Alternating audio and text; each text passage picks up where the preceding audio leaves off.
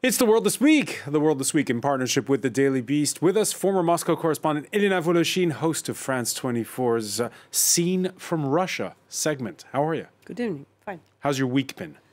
Well, like every week since the 24th February of 2022. You have to de-rush all these images coming from Moscow. And not the easiest task. Ana Navarro Pedro is Paris correspondent for Portuguese weekly Visão.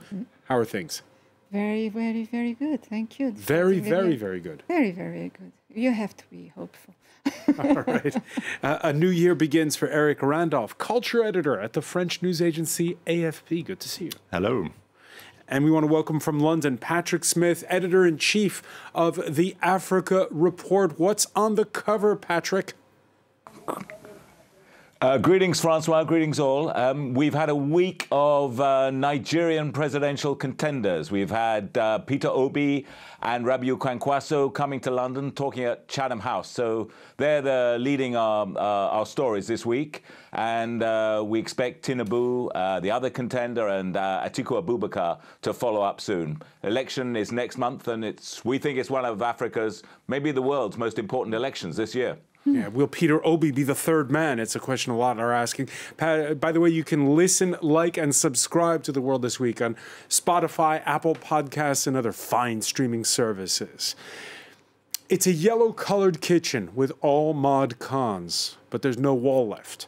The picture taken by Reuters photographer Yan Dobronosov showing the impact of last weekend's Russian airstrike against an apartment building in the southeastern city of Dnipro. 45 killed as a cruise missile slammed into the building. Among the victims, Mikhailo Korinovsky, social media showing him celebrating one of his daughter's birthday in that very kitchen. Those images, of course, Elena Voloshin going viral. Gut-wrenching to see that. You know, this is a very symbolic image, but it's just, sadly, one more of so many images that we have seen since the beginning of the war. I was 1 month ago in Irpin, near Kyiv, and that's exactly the same kind of images you see, like life suspended, stopped, and we were where this very famous graffiti from Banksy, you know, on one of the Irpin buildings, and it's exactly like that. You have the buildings like cut by a strike, and the kitchen, the items, like the life that just stopped there. And yeah, it's symbolic, but it is also about what we see behind these symbolic images, because they're what we see, what shocks us, but there's also everything that we don't see. Because every day, for example, in the Donbas region, you have houses destroyed, shelled, and it's way more than what we just see on our TV screens. But of course, the strike on Dnipro is one of the most deadly strikes since the beginning of the war. You have had 45 at least killed, 6 children at least in the strike on Dnipro city. That very day also all other territory of Ukraine, several cities have been struck with other dead. But this very strike, yeah, it's the most like powerful, symbolic, horrible from the beginning of the war. Yeah, and that picture is particularly graphic because you see the kitchen itself seems intact. Exactly. But remember, there are other pictures, maybe not as poignant as that one, but there are. It reminds us of other pictures from other war theaters. Lebanon, how many buildings we've seen in Lebanon, you know, with just the outside wall blown out, and you can see the life that was going on. You can see the bedrooms, you can see the kitchen. It's images from a war. And we must say that this particular one hasn't been one of the heaviest on the civilian toll. Iraq was far more deadly on the civilian side many years ago. And thanks goodness, let's hope that the war finishes as soon as possible. But if it goes on, that the civilian toll just doesn't go much higher than it is right now. And for your Scene from Russia segment, how are they spinning this in Moscow? Well, they haven't seen these images like any other images where you have civilians killed on the Ukrainian side. These images just don't exist. you would have to wait for the next day on the evening for a TV anchor, a chief propagandist on Russian state TV, who mentioned that there have been a deadly strike in Dnipro, but his version is that it's Ukrainians that are responsible for it. He says it's the air defense system from Ukraine that either strike this very building, either strike a missile that fell on that building. This is a version that have been pushed forward by a Zelensky advisor, Alexei Arestovich, but then he dismissed this version and he resigned. They are pushed. And in the same TV show, another expert said, yeah, well, if this is a Russian strike, then it's not our fault because Ukrainians are responsible themselves for the war, and we should just like go even more forward to finish this war, and we should attack Kiev. So, you know, this is the speech of parallel reality that you have to make war to have peace. White is black, black is white. And it was everything was pointing to this Friday, the week where policy wonks learned a new word in German, Zeitenwende. It loosely translates as turning point. Germany's chancellor already used the word quite a bit since he announced a €1 billion revamp of his country's military nearly 1 year ago. But this was the week he first parted ways with his defense minister, Christine Lambrecht, who failed to deliver on Zeitenwende. Her resignation came days ahead of a crucial defense ministers meeting at the U.S. airbase in Ramstein, Germany. This was billed as the one. But in the end, no green light from Berlin for the delivery to Kyiv of German-made Leopard tanks. Leopard's the workhorse of European tanks.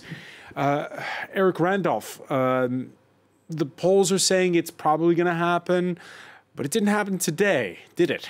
No, it was a bit of a damp squib in the end, and you wonder why they were building it up to such an extent. I believe right up even last night they were saying there was definitely going to be a decision today. And in the end, there wasn't, and we're left back in limbo. Ukrainians again left back in limbo.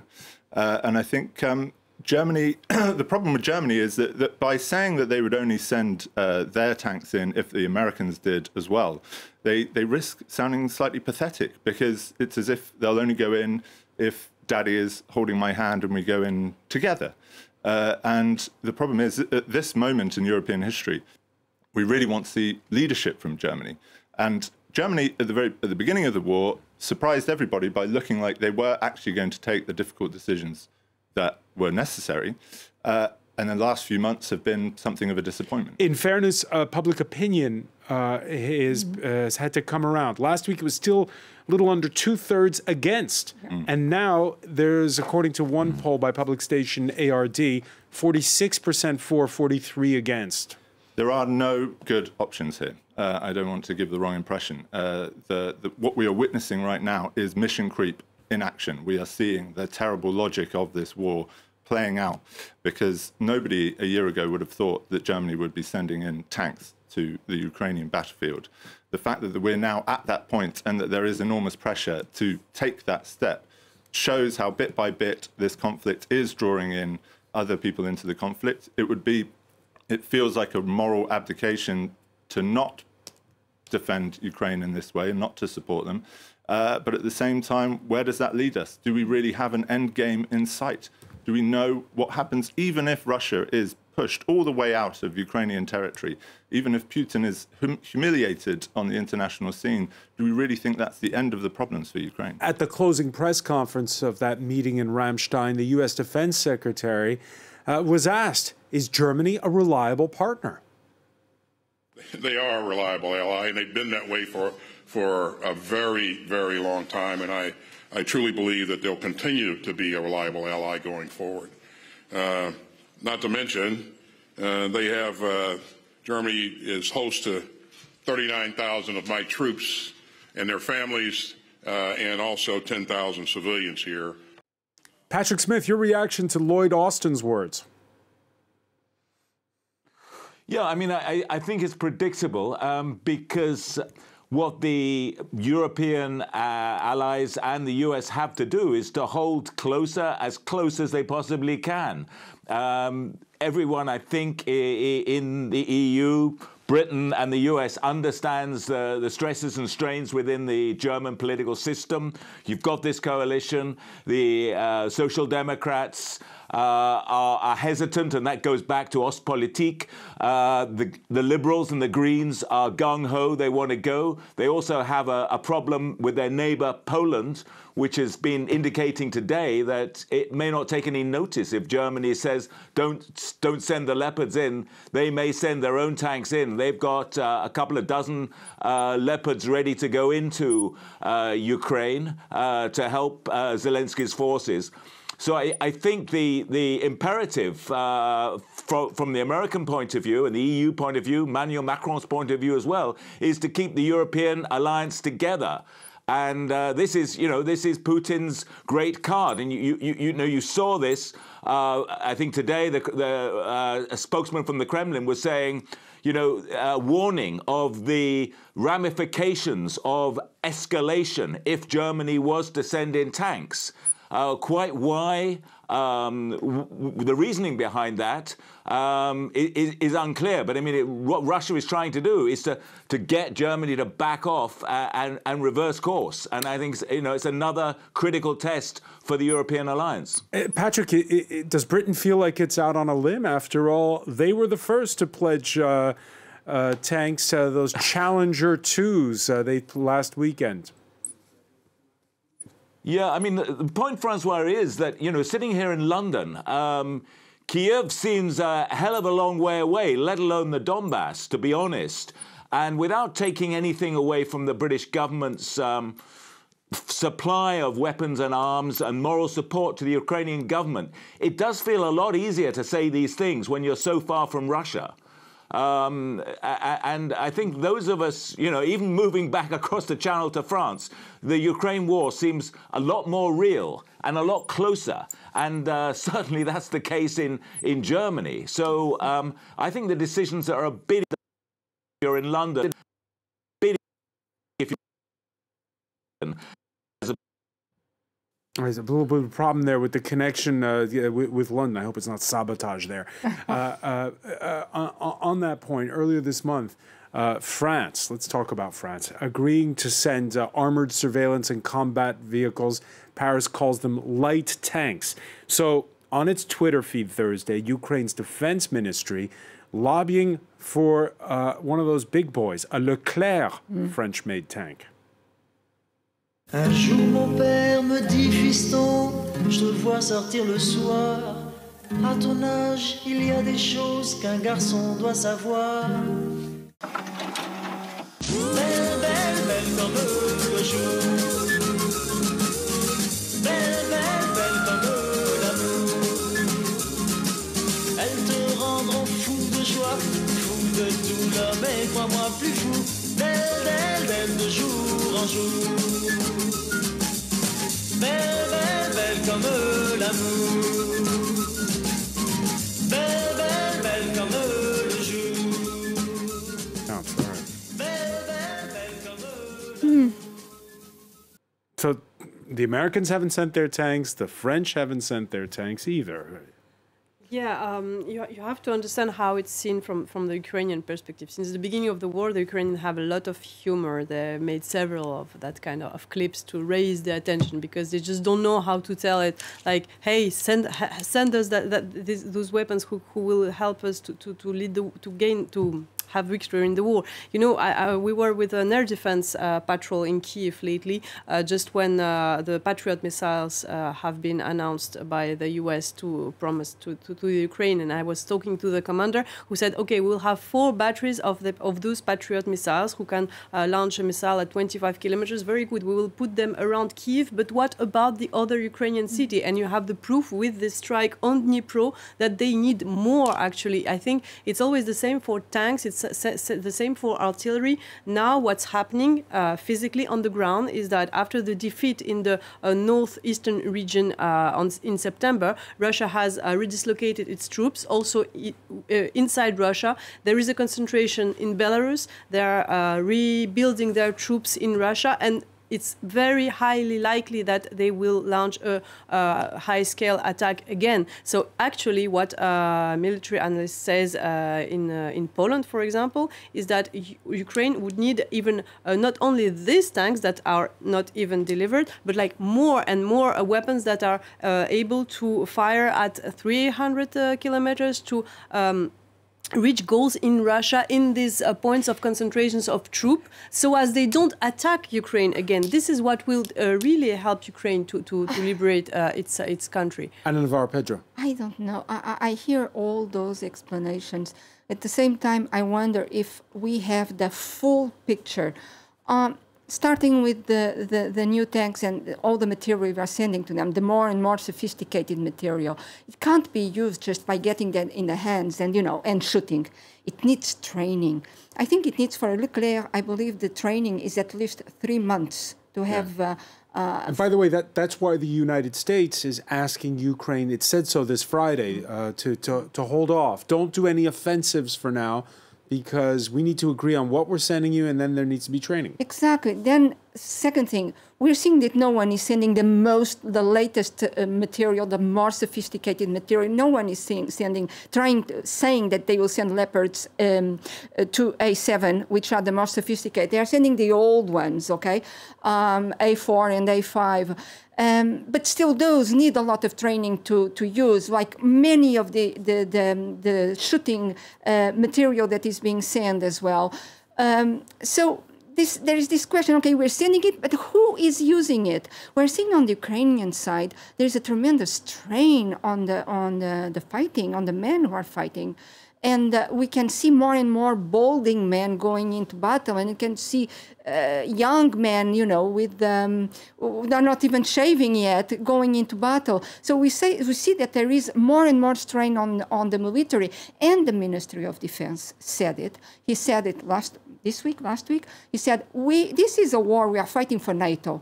This is a war between NATO and Russia. He said it on TV, not on a program, not on an interview, on the field. He said it sitting down in front of a journalist, and he said, this is a war between Russia and NATO, and so NATO should send to us all the material we need. I think Ukrainians made it pretty clear, and I think they are quite transparent about it. They say, we are ready to fight, we are ready to die, but we are not ready to die without weapons. And I think the training is provided along with the... And when... yeah, but it takes time. It's not just like we announced to send it now. When the U.S., like it's done this Friday, urges Ukraine not to launch any offensives till the spring, how's that going to land in Kyiv? Well, I think now the lines are pretty stopped by basically by the weather, and nor one side or the other are really able to launch any offensive. I mean, Russia is trying to push forward in the Donbass direction. We see it with the fights in Soledar and Bakhmut, but probably it's going to be like the last big offensive until the spring. Let's look at the map. A week ago at this time, the Kremlin was not only crowing about the taking of Soledar, its first battlefield win in months, it was also attributing it to the Wagner Group, fully bringing the private mercenary group out of the shadows and into the light. This week, though, came the desertion of a 26-year-old officer of Wagner who claims he braved Russian bullets while crossing into Norway in the far north. Andrei Medvedev says the paramilitary group extended his contract without asking him. He says everything changed after Wagner boss Yevgeny Prigozhin went into Russian prisons to recruit. The attitude changed from what it used to be once the convicts arrived. We weren't considered humans anymore. We were literally thrown in as cannon fodder. We're going on assaults, on attacks, against armored vehicles, having only rifles with us. Eric Randolph, what do you make of this desertion? I think the problem is we are very keen to latch on to stories like that. We have done throughout the war.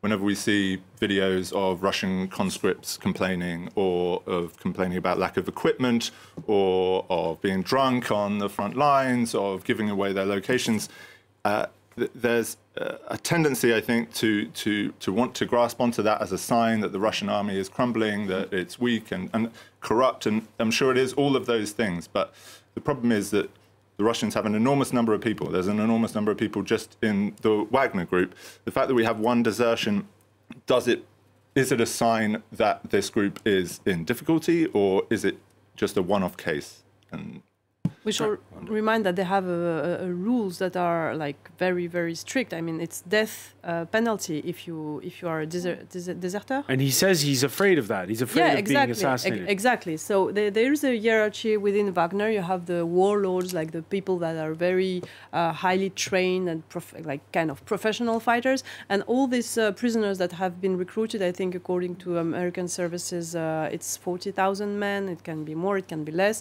but it's just. Chair à canon? Cannon fodder. Cannon, thank you.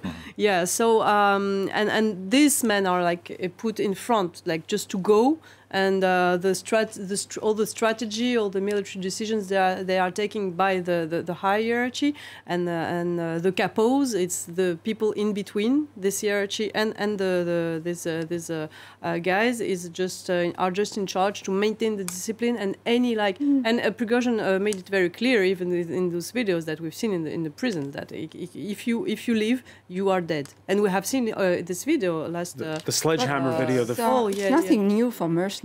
No, right. It's absolutely nothing new. France has a long-standing history with mercenaries. Bob Denard and ces affreux, his awful men.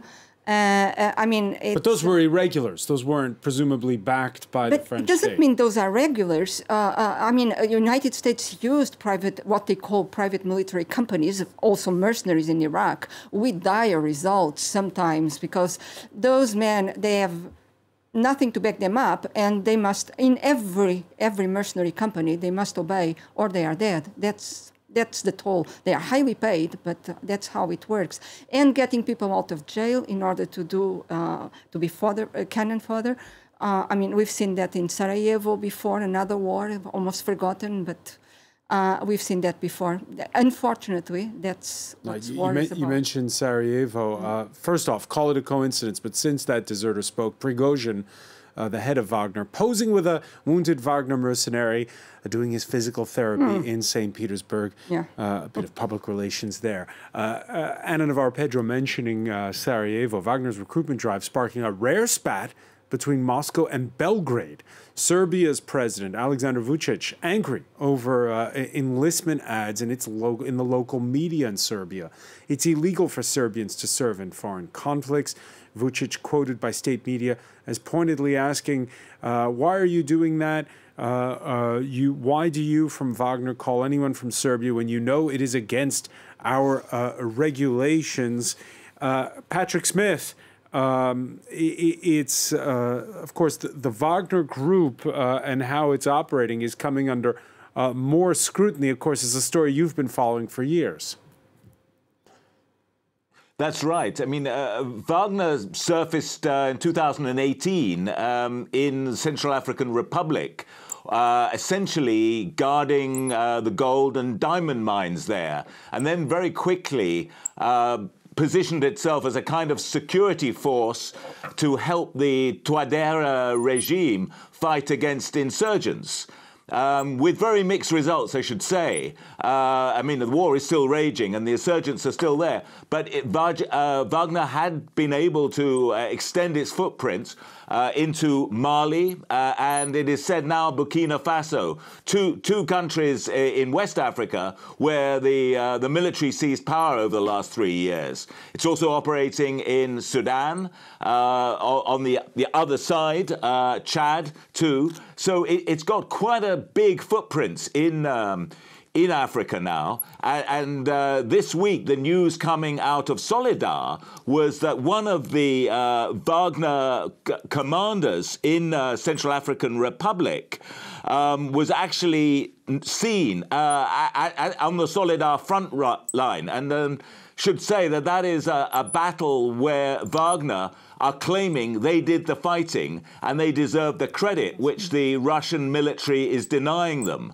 I mean, it's very, very difficult from a distance to work out the importance of this division of opinion between Wagner and the Russian military. But there do seem to be pretty serious tensions between Prigozhin's mercenary forces and the Russian military command. And I think it's an open question whether the new Russian commander in Ukraine, Valery Gerasimov, is going to be able to manage those tensions between his own military and the mercenaries. Patrick, and just to get back to the initial comment that Eric Randolph made about how we watch what's going on the battlefield sometimes in the media, and we clutch at straws to say, oh, the momentum is shifting one way or the other.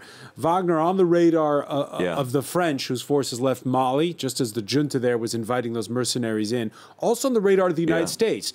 Political reporting on a leaked U.S. diplomatic cable that claims that Wagner is planning to expand its operations in the Central African Republic. And we saw when there was that big U.S.-Africa summit, it was there in Washington that Ghana's president accused Burkina Faso of harboring Wagner mercenaries. Is this part of the information war, the relative importance or not of Wagner? I think it absolutely is. I mean, you know, actually, on the ground in Africa, Wagner's performance has been pretty lackluster. I mean, they sent troops into Mozambique to back the Mozambique government's fight against the insurgents there in the Cabo Delgado gas-producing region with very, very poor results.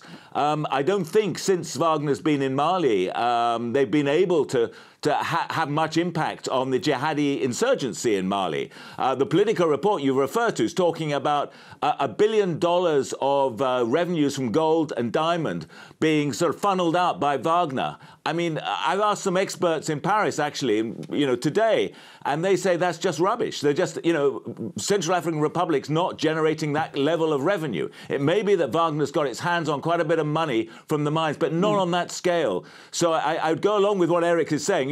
There's a real danger in exaggerating this stuff because it's all part of the information war. And as a journalist trying to find out what's really happening, it's really important, I think, to be able to sort of weigh these claims and say, well, we're not really clear that what is being purveyed is the truth or anything close to it. Kind of sounds like what you do every week, Elena.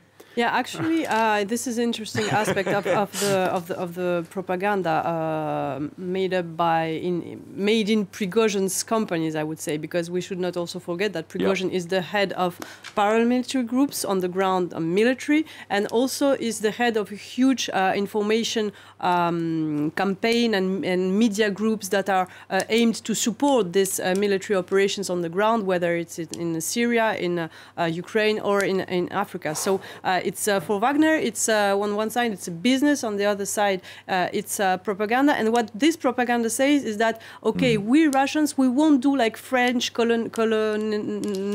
We won't we will give you sovereignty, independence, you will be free and sovereign. This is what they play on, this anti-colonial, feeling. Anti-imperialist feeling. Yeah, anti-imperial feeling. And what we see in what they're actually doing in the ground, it's exactly the opposite. They are doing exactly the same. They are taking resources and the riches of the country, and they just don't mind about the independence and the sovereignty of this country. So this is propaganda. Quick final word on this. Yeah, to go back to the starting, Belgrade not being very happy about recruitment by Wagner of Serbs. Yeah, by the way, Alexander Vučić, who wants Serbia to enter the European Union. But another thing, there is, let's not forget, I believe you'll never come out in this strong way without first coordinating with the Kremlin. Don't forget there might be a second theater of war in Europe, in Kosovo, with Serbia, and they will need the Russians. So let's keep the big picture. So Alexander Vučić thought long and hard before putting out that statement, is what you're saying. Yeah, and mercenaries are always killed in the end by the power that used them. And this also maybe says something about the conflict between the Russian mercenaries and paramilitary group, Prigozhin, and the Russian official army hierarchy. The regular army. He said he would do it if he was re-elected. France's Emmanuel Macron relaunching his big pension reform. And this week, there's the question, will there be a tactical retreat? More than 1 million marching on Thursday. This group, long after dark, to the sound of I Will Survive. And across France, against the raising of the retirement age from 62 to 64. And now another strike date has been announced for January the 31st. We already give a lot. To ask us to make one more effort, well, there's come a point when you can't push us. So, Eric Randolph, welcome back to France, by the way. Yes. You've been on assignment abroad. A lot of people in the streets, more than were expected. Yeah. I mean, the traditional British response is to laugh at work-shy French complaining and always going on strike at the drop of a hat. We're playing to stereotypes, is what you're saying. Absolutely. But the British have been striking too of late, in quite a lot, even more than the French. So we've got we've got nothing to say about it anymore. Although I think that says more about the state of Britain than it does of France. It's interesting, Patrick Smith, because this week it was the nurses walking off the job for 2 days. And there was a lot of testy words over in Britain about the right to strike. That's right indeed, and they're bringing in these new rules to talking about the upholding of essential services, and that particularly targeted at the nurses and junior doctors, and that sparked a real outrage in Britain because the one official religion we can all agree on in Britain is the worship of the National Health Service, and that's going right to. We were all clapping for the nurses and the doctors who were working round the clock during the pandemic. And now we've got the government introducing rules to tell them that they can't go on strike because they're irresponsible and they're not upholding their obligation to provide essential health services. And they're making the point that all these strikes that they've organized in recent days and will continue to organize till they get their pay demands, they negotiate to ensure that anyone whose life is at risk, their position is protected. So it's become, and I think the public is very strongly with the nurses and with the junior doctors on these demands. So I think the government's misjudged it. Yeah, the role of the welfare state, the role of the right to strike, just some of the issues. Here in France, this is something that Emmanuel Macron had said on the campaign trail he would do, and now he's gone and done it, raising that retirement age from 62 to 64. And despite the fact that a second day of walkouts is now been scheduled by the unions normally splintered, this time united, and that's on January the 31st. Well, the French finance minister, speaking to France 24 from Davos, echoing Macron's line, it may be unpopular, but the reform's a necessity.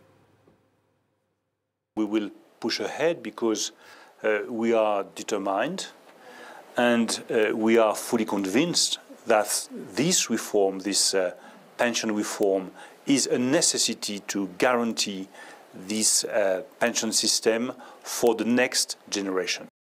Why is the government pushing ahead if it's unpopular? Good question. There are contradictory versions in France by specialists denying what the minister just said, that it's absolutely necessary to go ahead. Government is saying that the pensions reform fund will be deficient. Sorry. In a deficit. In a deficit, thank you. Very soon, if this reform isn't done... population is aging. Others, some economists remind us that was the analysis in '98, and that a former prime minister set up a fund that should have now 100 billion euros, and it doesn't because every government has been taking money out of it along the years. But this fund exists and has 34 billion euros, and it said that it should be enough, to keep going for the baby boomers retreat and then retirement. Yes.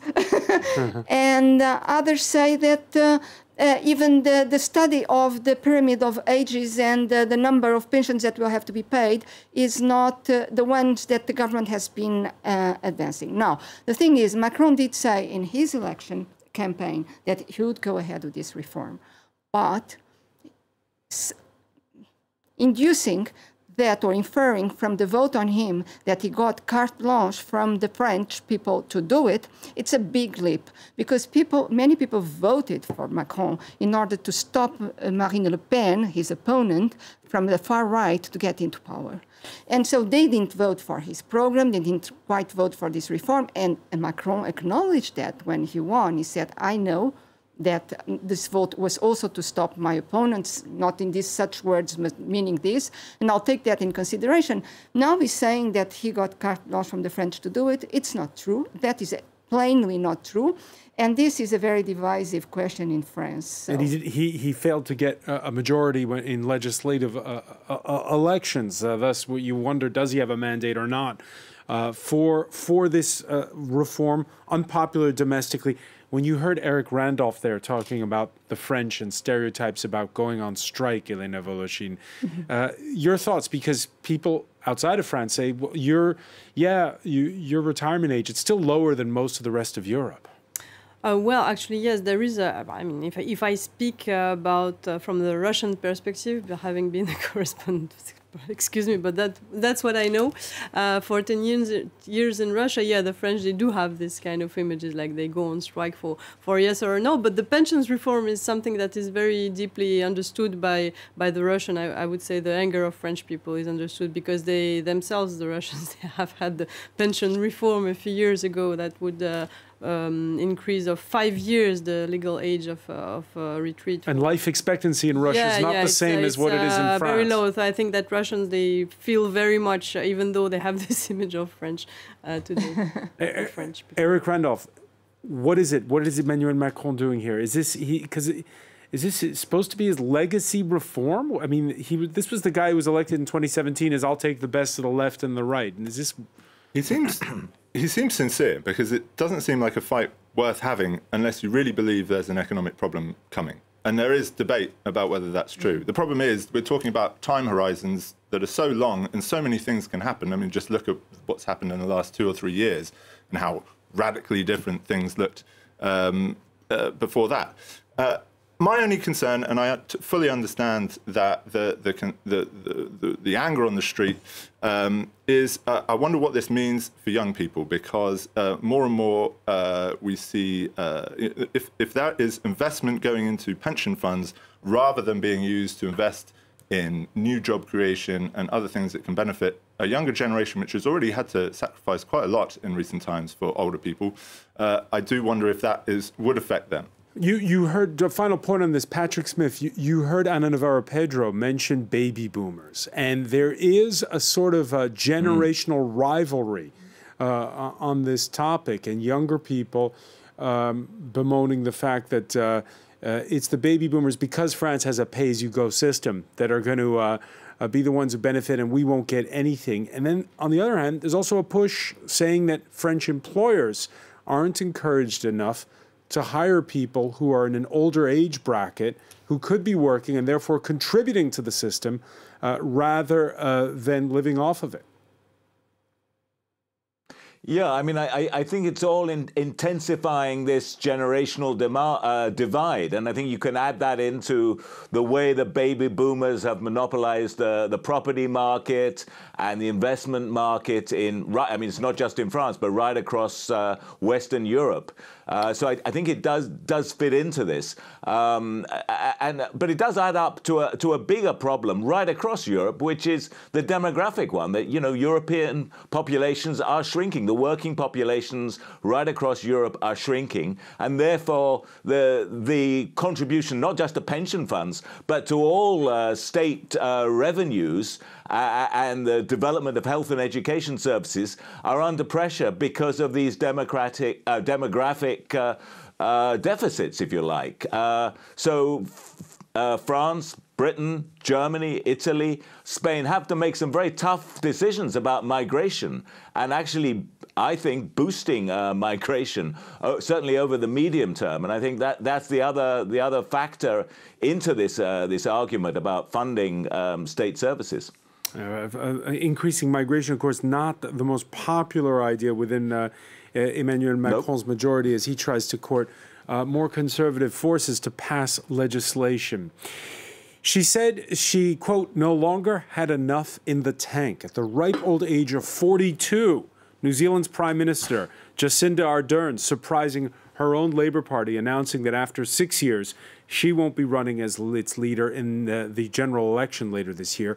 Ardern, who turned heads with her compassion after the Christchurch massacre, who steered the country through COVID, and famously even brought her newborn baby to UN Week in New York. Anna Navarro-Pedro, Jacinda Ardern, saying that 6 years, she's had enough. What was your reaction when you heard that? It's coherent with the person she is, and she has been.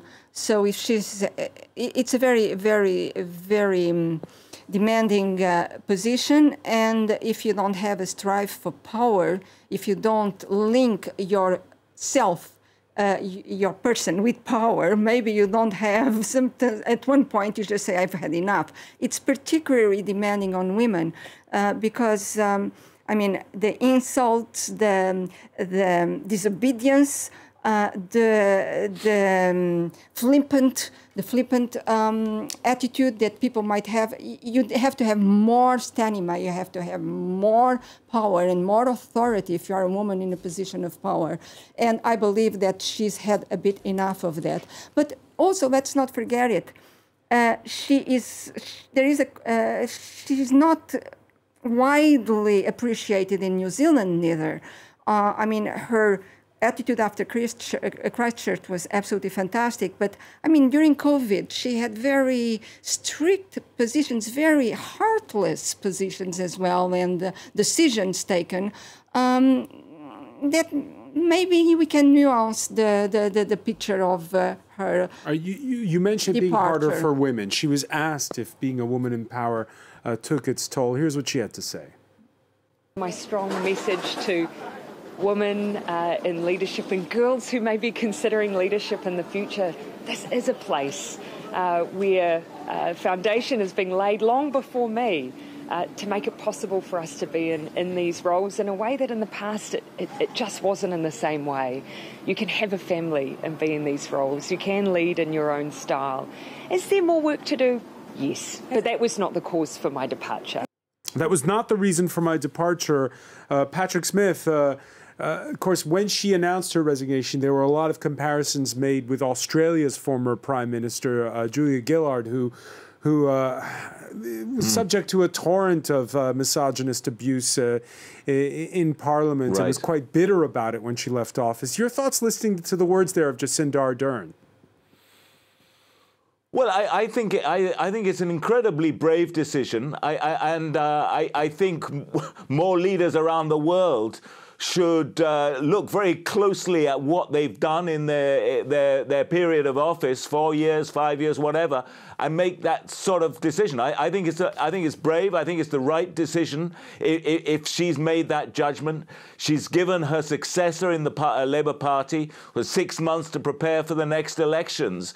I think it should be saluted. I don't think it's a sign of weakness. I think it's a sign of realism and actually a sign of self-knowledge and strength of a kind we need to see more of in politics. I'd rather see far less sit-tight leaders and more leaders who say, right, I'm going to give my all for 4 years. I mean, she went through, you can debate her policy over the pandemic. She went through a volcano. She went through the mass shooting at Christchurch, which I thought her handling was absolutely exemplary, really showing warmth and love to the relatives of the victims of that massacre, trying to bring the country together. New Zealand was put on the map because of her. So, she's done a hell of a lot. She's really contributed. And now she says, right, I'm shuffling off this, leaving the stage at the right time of my choosing, giving my successor some time to take over. I think that's great. That's great politics. And we see her leaving there with her partner. She's going to get married now that she's leaving office. Eric Randolph, a final word on this.